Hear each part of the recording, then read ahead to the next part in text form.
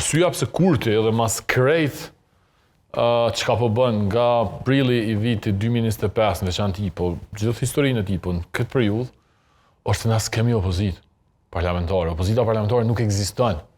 Ata janë aty kur mos e harroni. Edhe u rikonfirmu mas zgjedhjeve. Veç pse Kurti s'pi merr në qeveri. Tash dëgjoni dikush po thotë ju kanë refuzuar, po kanë refuzuar se 3 ministria u ka jap. Po do kësaj ka veç kryetarin e kuvendit. Kur gjë tjetër. A di kur je opozit?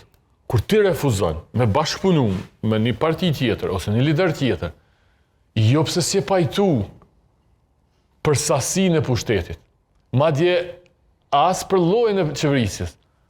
Por kur ti thu unë nuk qeverisi në asnjë rrethon, për shkak të bindjeve politike. Te Kurti, se pastaj do të flasim për partitë opozitare dhe këndvështrimin tënd për partitë opozitare, por te Kurti, kur thua do kontroll absolut, a nuk rrezikon duke shkuar në zgjedhje që të humbë dhe më shumë?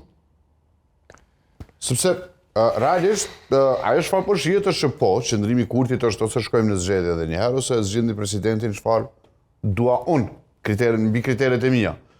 Por a nuk po rrezikon duke shkuar në zgjedhje sërish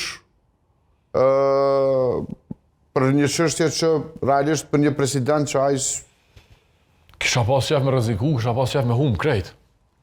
Po nuk mund t'ja baj dertin atij i cili është shumë i fortë. Jo që ti pja ban, po opozita ka këtë logjik, ndoshta ai nuk rrezikon edhe një herë, ai është tu rrezikuar në vazhdimsi. Herë është tu hub, herë është tu fitu, po konstant ja ka met.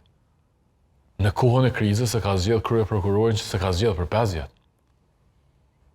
Ati është tu interesu në këtë proces.